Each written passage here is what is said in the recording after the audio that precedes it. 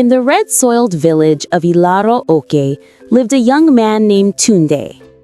He was strong, hopeful, and always chasing a better tomorrow.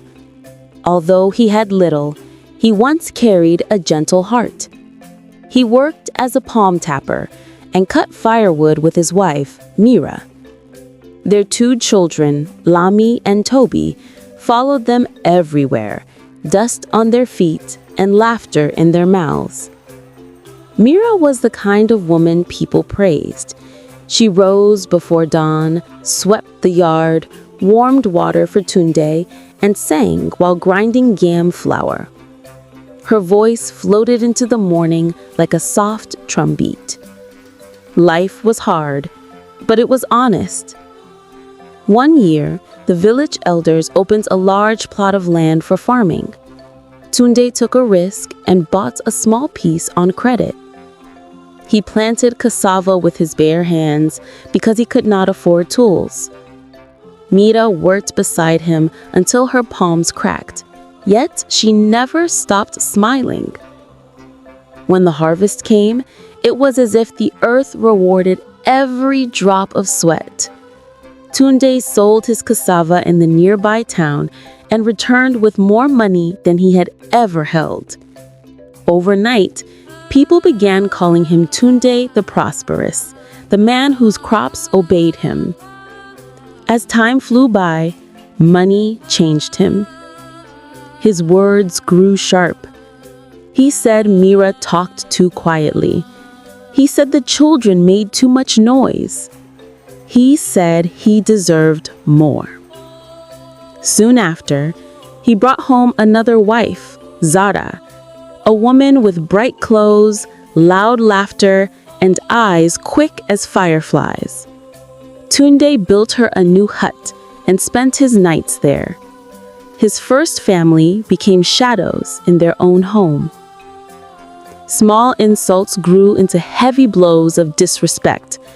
Tunde told Mira she was useless. He told her she brought bad luck. One morning, he said she must leave his compound with her children. Mira did not argue. She tied Lami to her back and held Toby's hand and walked away. The setting sun stretched her shadow long on the dusty road.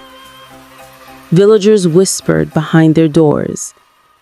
They said, "A patient woman cast out like broken pottery." They said, "Karma moves slowly, but it arrives."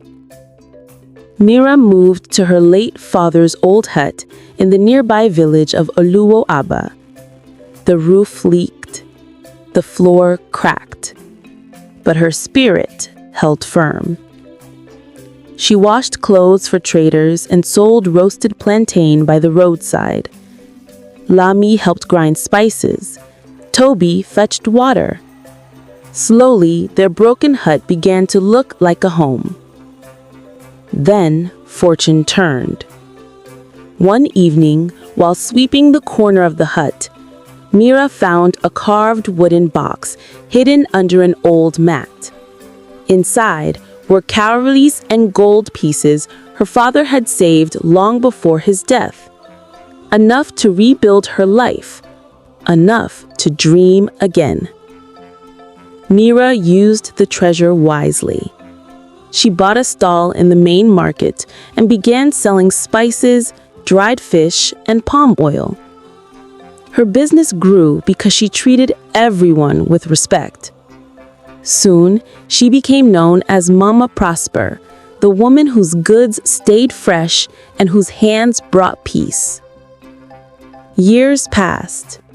Lami went to school. Toby trained as a carpenter. Their little hut grew into a painted house with a big orange tree in front. Meanwhile, Tunde's fortune dried up. Zara demanded more than he could give. The land refused to produce after a long drought. Traders avoided him because he had pushed away those who once cared for him. Zara soon left, carrying what little remained. Tunde fell ill and lost his strength. Desperate, he heard that Mira had become a woman of means.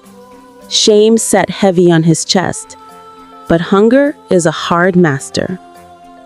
He walked to Aluwo Abba, step after slow step.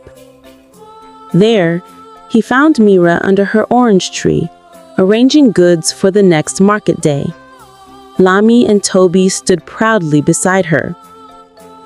Tunde dropped to his knees. "Mira, please help me. I have nothing left."